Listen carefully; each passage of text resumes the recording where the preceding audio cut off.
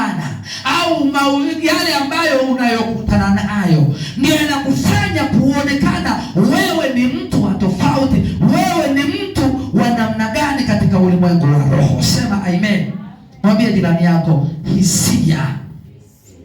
Mwambie tena hisia. Naomba nikusomee katika ile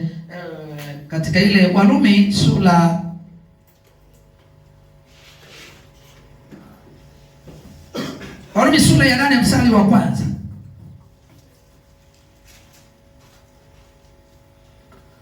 Warumi sura ya 8 mstari wa kwanza, alafu nitaenda mstari wa 8.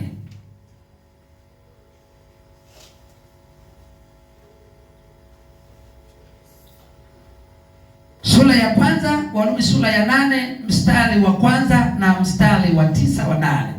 Sasa basi hakuna hukumu ya adhabu juu yao walio katika Kristo Yesu, kwa sababu sheria ya roho wa uzima ule ulio katika Kristo Yesu umeniacha huru mbali na sheria ya dhambi na mauti. Sheria ya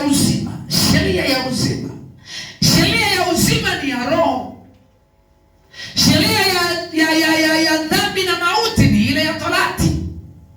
Na ndio maana mtu akitaka kufuata sheria ya mwili akaitafute Musa, na mtu akitaka kutafuta sheria ya rohoni amtafute Kristo. Na ndio maana maisha ya mtu aliyemwamini Kristo yameanzia kwa Yesu Kristo. Sema amen.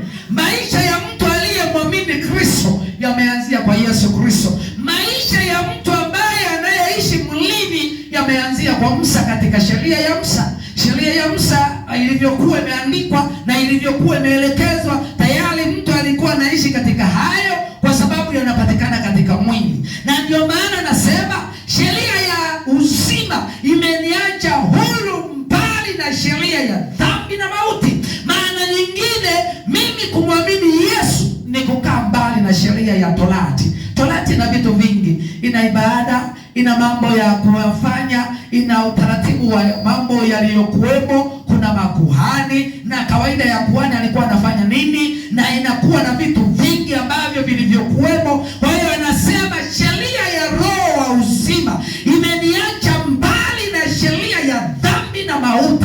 Na sheria ya dhambi na mauti ndiyo hiyo iliyopo katika upande wa Torati. Sema amen. Na ndio maana anazungumza katika ile Wagalatia, anasema kwamba mimi nimekuwa katika neema, na neema tayari nimeokolewa kwa sheria.